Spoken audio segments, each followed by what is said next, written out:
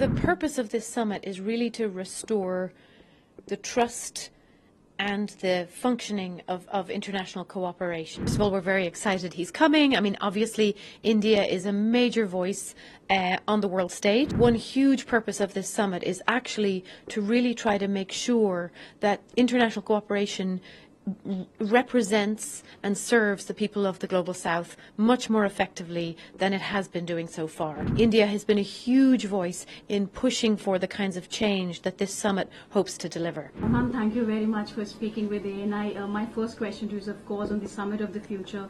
If you can give us an overview and the agenda of the summit and what does it focuses on? Sure. So the purpose of this summit is really to restore the trust and the functioning of international cooperation. So we're looking at how we work together at the global level to deliver on all the promises that we've already made, all the goals that we've already set for ourselves, but also we're looking at all of the challenges and risks and opportunities that are coming in the future and trying to make sure that the United Nations and the other major organizations of international cooperation are ready for those challenges, but also ready to harness all those opportunities for the sake of all of humanity and not just the few. Right. Ma'am, the Indian Prime Minister Narendra Modi, he's also going to come and address the Summit of the Future. What will you say on that? And, you know, when it comes to India's role in addressing such an important forum, what will you say on that as well? Well, first of all, we're very excited he's coming. I mean, obviously, India is a major voice on the world stage, a major voice of the Global South. And one huge purpose of this summit is actually to really try to make sure that international cooperation represents and serves the people of the Global South much more effectively than it has been doing so far. So whether that's on Security Council reform and looking at you know, how the Security Council functions or how the international financial architecture functions, India has been a huge voice in pushing for the kinds of change that this summit hopes to deliver. And we're very excited that the Prime Minister is coming and will be that voice. Right. Ma'am, we are at a time when there are two ongoing conflicts, whether it's Russia, Ukraine or Israel, Gaza, and India has always called for peace and diplomacy.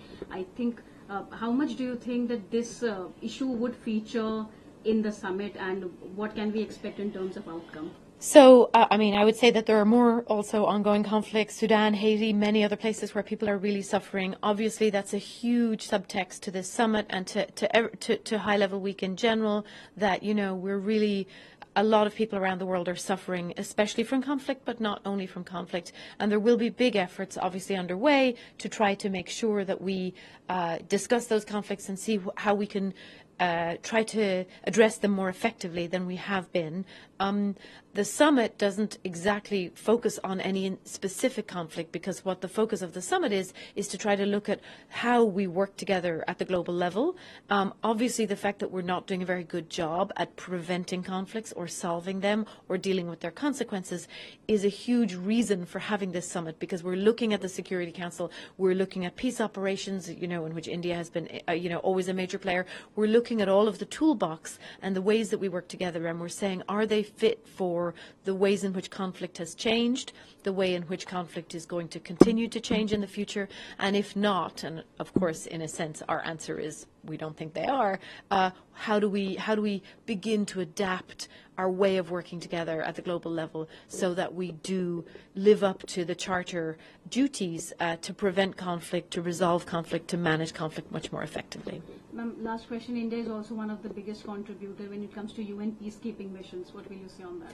Correct, and that's absolutely, I think, why India is such a major, credible voice on issues of peace and security, whether that's new forms of risk in the digital domain, or our long-standing efforts to you know, deploy peacekeepers around the world, terrorism. There are many, many peace and security issues on which India is a very credible voice, and we're very much looking forward to having the Prime Minister here and hearing from him.